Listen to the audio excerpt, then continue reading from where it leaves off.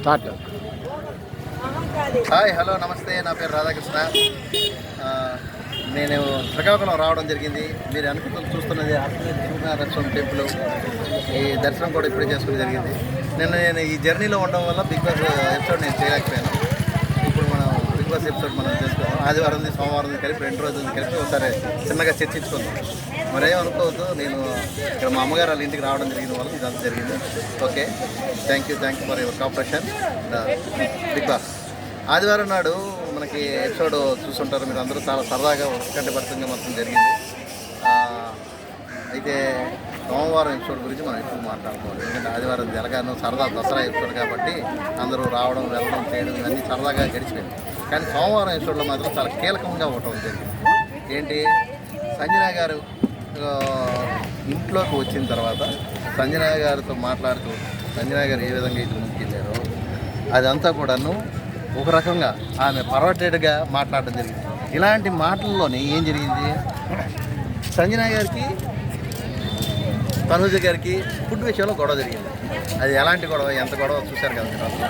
అది ఎవరిది కరెక్ట్, తనూజ గారిది కరెక్టా, సంజన గారిది కరెక్టా, దాని గురించి లైవ్లో అయితే మాత్రం చాలా ఎక్కువగా ఉంది. లైవ్ చూసే వాళ్ళకి అర్థమవుతుంది సంజన గారు 100% తప్పు ఉంది. ఎందుకంటే ఒక విధంగా ఆమె బిడ్డ తల్లి ప్రోటీన్స్ కోసం ఎగ్ అడగడం అది వేరు.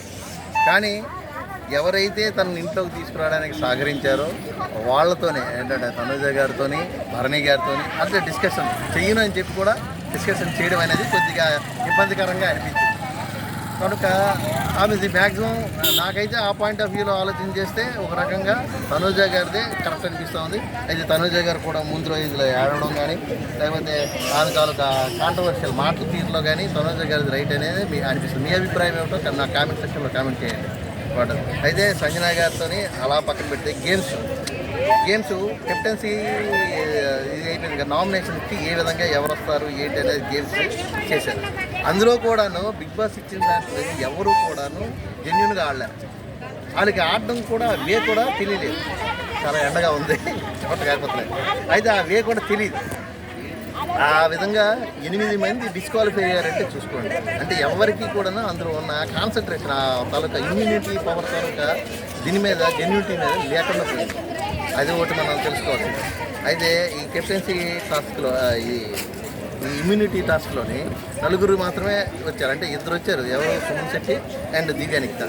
వీళ్ళిద్దరూ కూడాను ఇద్దరిని చూస్ చేసుకోమని చెప్పాడు. అయితే దివ్యానికి ఇందులో మాట్లాడిన తీరు ఏంటంటే మనం స్ట్రాంగ్ కంటెస్టెంట్ని తీసుకుంటే మనం ఇందులో ఫెయిల్ అవుతాము.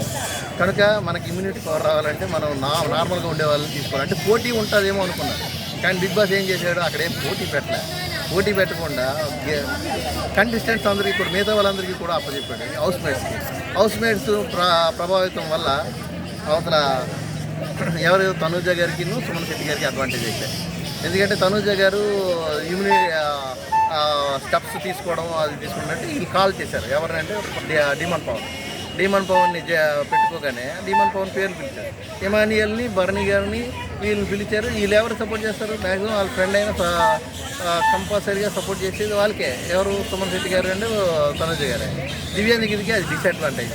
అయితే గేమ్ ఇస్తారేమో అని అనుకొని ఆమె ఫ్లోరానీను తనుజని సెలెక్ట్ చేస్తున్నారు. కానీ గేమ్ ఇవ్వకుండా అక్కడ హౌస్ మేట్స్ తాలూకా బలం మీద వెళ్ళిపోవడం వల్ల దివ్యానికి గారికి ఇక్కడ బ్యాడ్ అయింది. లేకపోతే ఆమె ఇమ్యూనిటీ కోసం పోరాటం జరిగింది. అయితే ఈ ఇమ్యూనిటీ రాలేదు కాబట్టి ఇమ్యూనిటీ తనుజ గారికి అండ్ సుమన్ శెట్టి గారికి వచ్చింది. ఇంకా మనం ఈరోజు నామినేషన్స్ ప్రక్రియ మంగళవారం, జనరల్గా సోమవారం నామినేషన్ ప్రక్రియ జరగాలి. కానీ దాన్ని ఎక్స్టెన్షన్ చేసి వాళ్ళు మంగళవారం వరకు తీసుకొస్తున్నారు. ఈ సీజన్ అంతా కూడా మంగళవారం నామినేషన్ ప్రక్రియకి వెళ్ళిపోతున్నది. ఎలాగుంటుందో ఇప్పుడు మనం చూసుకుందాం. సరే, ఈరోజు అందరూ కూడాను వాచ్ చేయండి, బాగుంటుంది చెప్తాడు. అలాగే నా పేరు ఎన్ రాధాకృష్ణమూర్తి, నా ఛానల్ ఎన్ఆర్కే టాక్స్. మీరందరూ లైక్ చేయండి, షేర్ చేయండి, సబ్స్క్రైబ్ చేయండి. ప్లీజ్ కోఆపరేట్ చేయండి. Thank you. మీ రాధాకృష్ణ.